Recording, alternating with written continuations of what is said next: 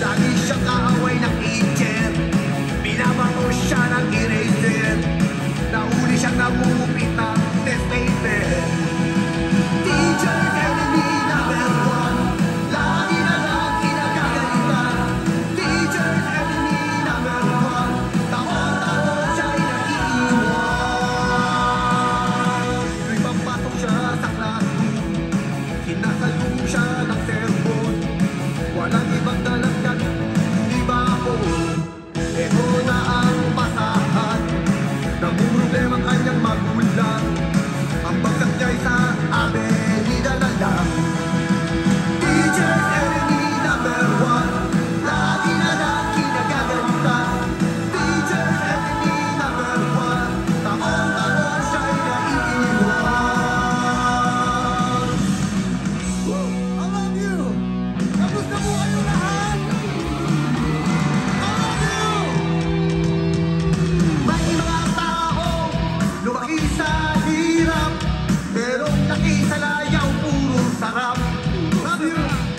Kung siya'y titignan mo, akala mo kung sino, hindi bumababa sa kanyang trono.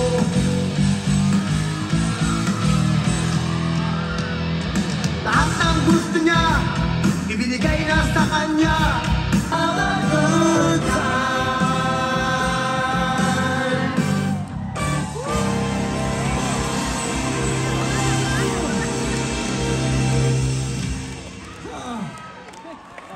Maraming salamat po.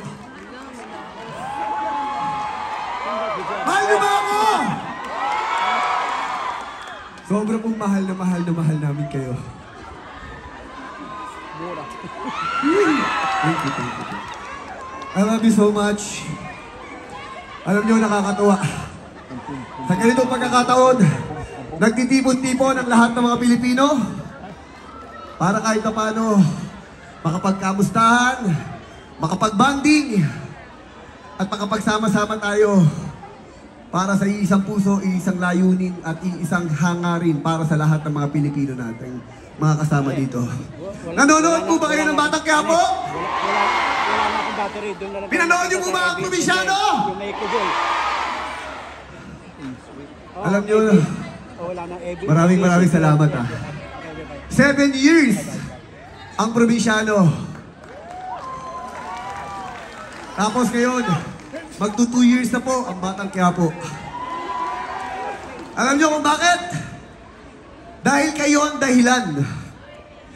Dahil sa pagsuporta at pagmamahal na ibinibigay niyo sa amin. Kaya...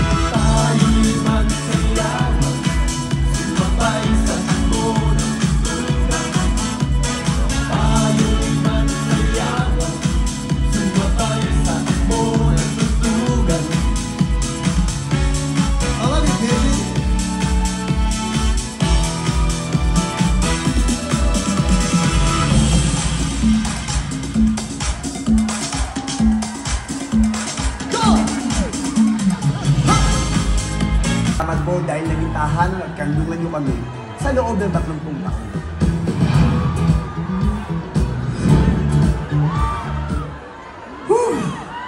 I love you so much.